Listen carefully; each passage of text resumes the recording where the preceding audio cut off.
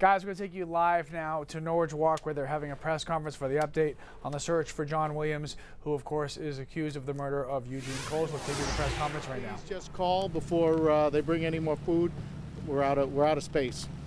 Before I get into today's briefing, this afternoon's briefing, I want to provide you with information concerning Corporal Eugene Coles' funeral. Funeral service for this brave deputy will be held on Monday, May 7th at the Bangor Cross Insurance Center at noontime. The location is 515 Main Street in Bangor. It is conceivable that hundreds of police officers will be there from all across the country, as well as Maine and the citizens of Somerset County. The Cross Insurance Center has been most gracious in facilitating the service for Corporal Eugene Coles.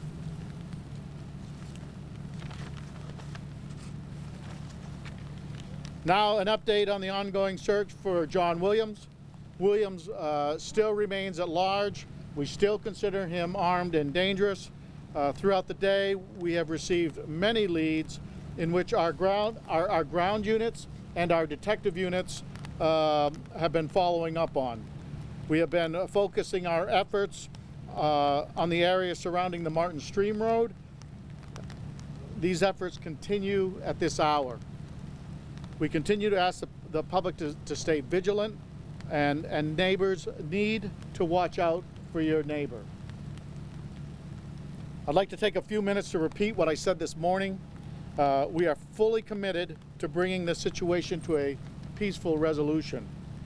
John Williams, if you are listening, we have uncovered information as part of this ongoing investigation that you would like to speak with us. If you have that desire to talk to us, please reach out. We are willing to listen. Having said that, before I end, I want to take a moment to thank the press for your coverage, and more importantly, I have met with Eugene Coles' widow and your respect for the family during these difficult times. So thank you very much. I'll turn it over to Colonel.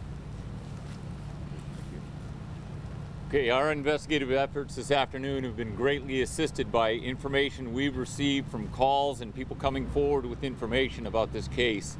Right now, simultaneously, we have 3 separate operations that are working, involving officers from Maine, New Hampshire, and federal assets as well.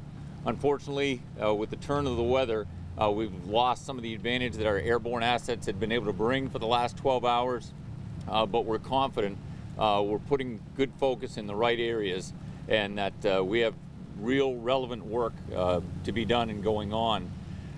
As we look at moving this operational tempo and keeping it throughout the weekend, during our conversations we recognized a potential for some conflict, specifically tomorrow during opening season of a hunting season, and as a result we've consulted with the Maine Warden Service, and I'm going to introduce Maine Warden Lieutenant Dan Scott, who's going to talk about some of the steps that we're taking in this area to try and prevent any type of conflict or risk as a result of our police operations here and any type of civilian hunting activity. Good evening. Thank you for being here.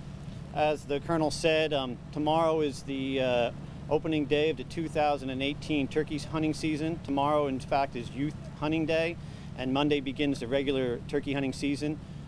Due to the ongoing manhunt and in interest of public safety of both any hunters who might be out in the woods, as well as the extensive number of law enforcement officers that are investigating and searching for Mr. Williams, we have elected to close the hunting season in a particular area around the focus of this investigation. I'll run through the boundaries real quickly, but I'll make it clear to you that they're very specific, and you can find them on our website, mefishwildlife.com, as well as on our Facebook page. But again, the entire hunting season is closed in the area bounded by the following: the back road in Skowhegan, south to the middle road, which is Route 104 into Fairfield, south on 104 to 139 to the Davis Road to the Martin Stream Road, the Martin Stream Road to the Horn Hill Road, Horn Hill to East Pond Road, to Route 8, north back into Norridge Walk, from Norridge Walk across to Burl Hill Road, and back to the beginning of the back road. So again, it's a full closure on the hunting season until further notice due to the ongoing manhunt. You can find more information at our website or our Facebook page. Thank you. Anything else, Sheriff? Good. Great. Thank you. Thank you very much. Thank you. Can you talk about any specifics regarding the number of... 3 days after the murder of a Maine law enforcement officer and his accused killer is still on the run. Good evening, everybody. I'm Lee Goldberg. You're just listening to a live press conference from Norridge Walk. John Daniel Williams is wanted for the murder of a Somerset County Sheriff's deputy. Corporal Eugene Cole, a 13-year veteran of the Sheriff's Department, was found dead in the backyard of a Norridge Walk home. Today, John Williams' mugshot was at the top of a list on the FBI's Most Wanted page. The National Crime Agency is offering up a $20,000 reward for information that leads to the arrest of Williams. The Boston field office is running point on the FBI investigation. But at the local level, this manhunt is all hands on deck. Helicopters are in the air, wardens are scouring the woods in full camouflage, and Maine State Troopers are starting at the very beginning with the homicide investigation. Now we feel through investigative efforts, interviews with family members, other colleagues, we have a very good handle on John Williams' activities and his movements for the 24 hours preceding the event Wednesday morning. But after Corporal Cole encountered John Williams in Norridge Walk early Wednesday, there are quite a few holes in the timeline. Here's what we do know. Around 1 a.m., Corporal Cole was shot dead, and police say John Williams took off in the deputy's cruiser. Just before 2 in the morning, Williams went to a nearby Cumberland Farms. Police say he stole something. They won't say what.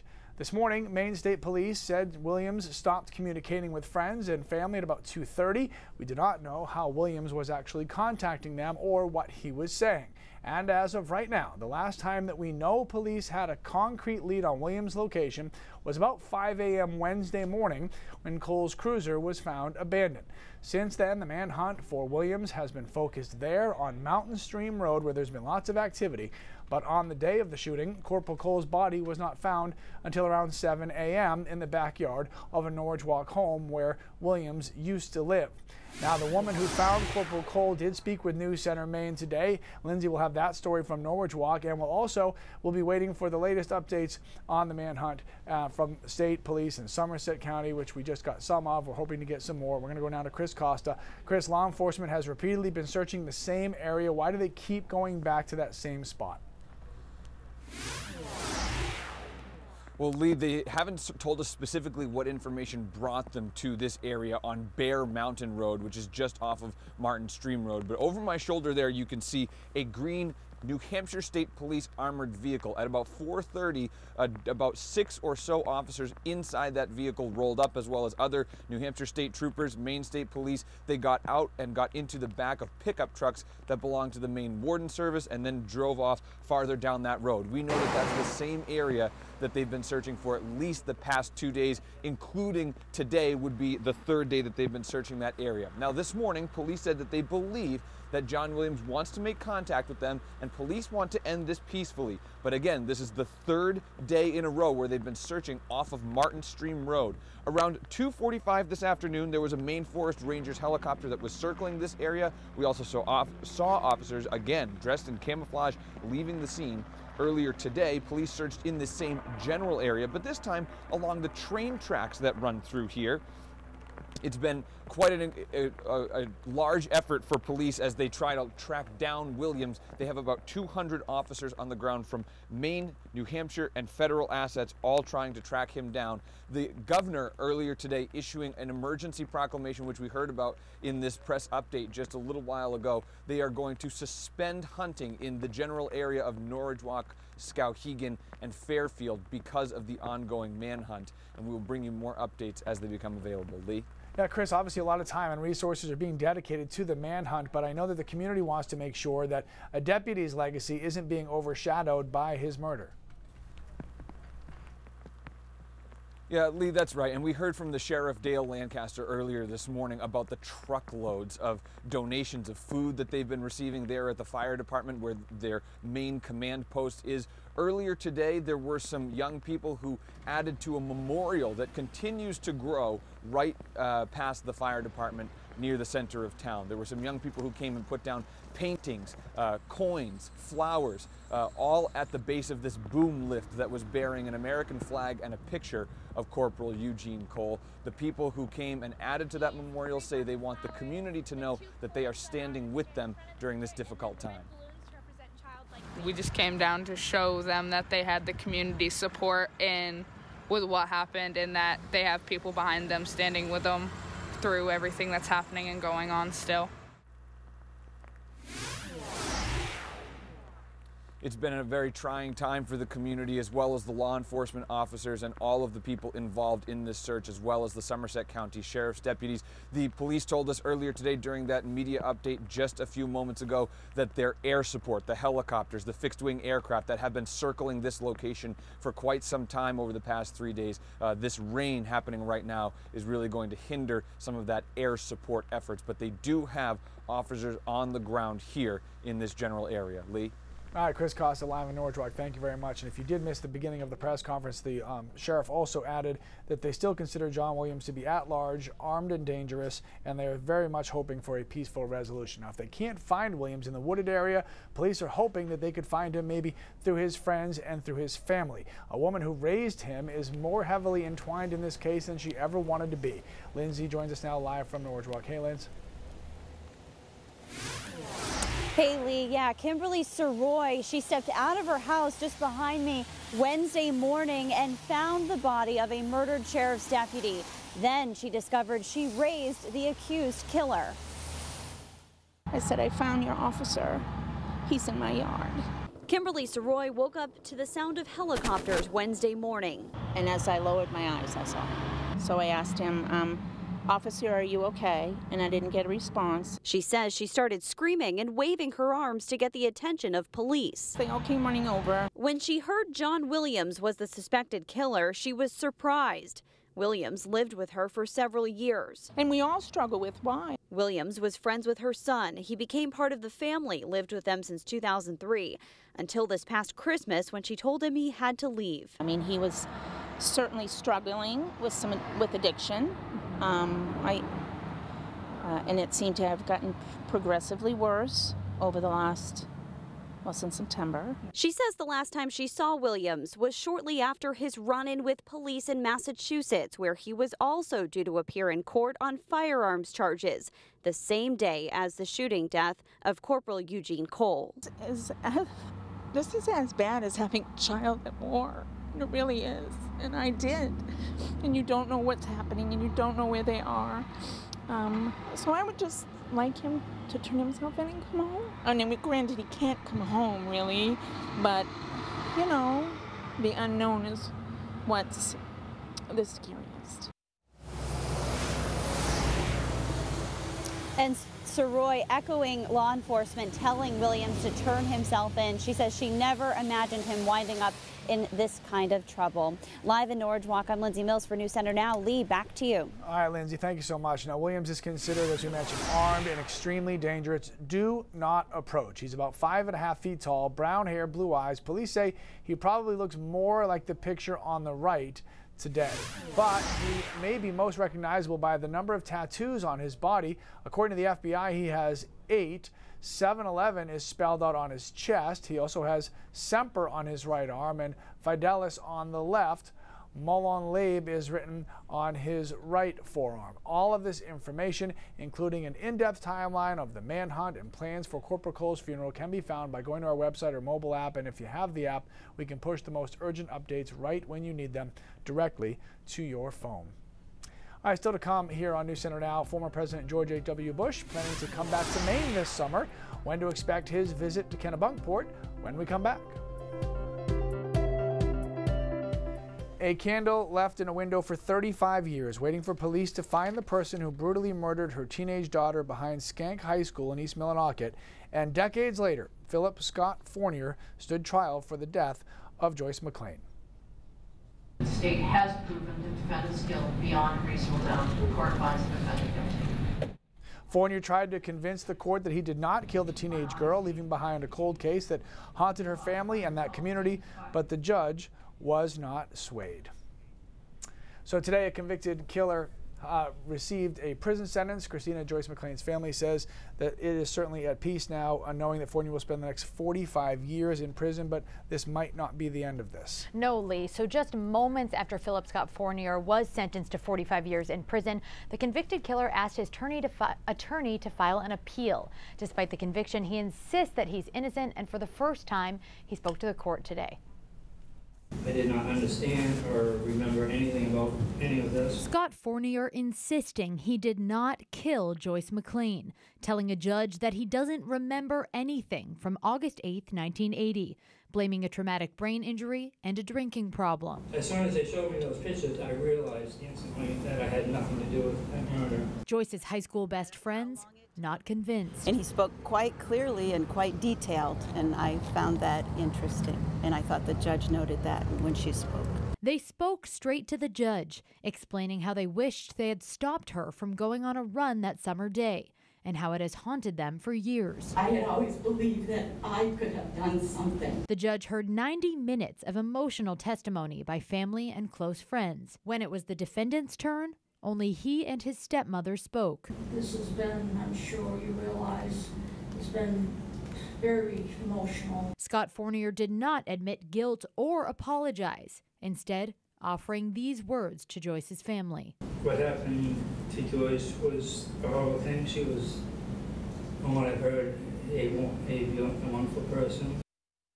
Joyce's mother, Pam, who we spoke to several times, she could not be at that sentencing today because of an illness.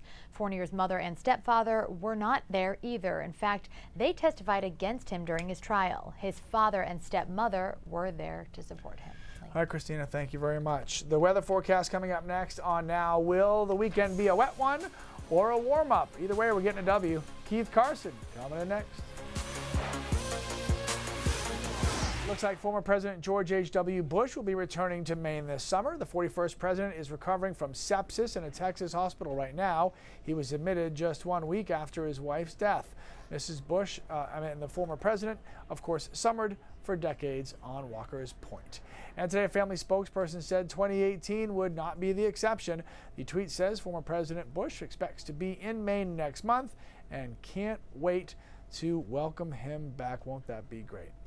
Some more happy news. Prince William and Duchess Catherine have named the new royal baby Prince Louis Arthur Charles.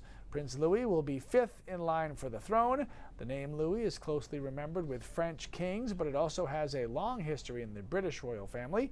Kate and William's other children are named Charlotte and George. It's going to be a real conflict for you because I know you don't care about the royals, but you love babies. So those are put you right in the middle. Those are both true, and they didn't take any of the names that I have, and I pretty much have every name between all the kids. So. You got a whole family team. We have our own royal family. 6-on-6 team. It's a different royal team. It sure is. Hey, a little bit of rain has moved into the state as we thought was the case the first half of the day. The much better half. The rain, though, moving through quickly, so over southern Maine, not really that much left before it moves into the mid-coast and down east. The rain continues there. You can see where it's rained even without looking at the radar. Take a look at some of these cooler colors on your temperature map. That's that rain-cooled air in the 40s. A lot of us still sitting in the 60s in Millinocket and Holton, where it will take a little longer for the rain to get in there and cool us down. So showers continue tonight. Might be a rumble of thunder in there. I haven't seen anything overly convective thus far, though. So by 8 o'clock, we're almost done over southern Maine, and it's raining most heavily over down east and northern Maine. By 11 o'clock, a good part of the state starts drying out, and by tomorrow morning, we're cloudy but dry.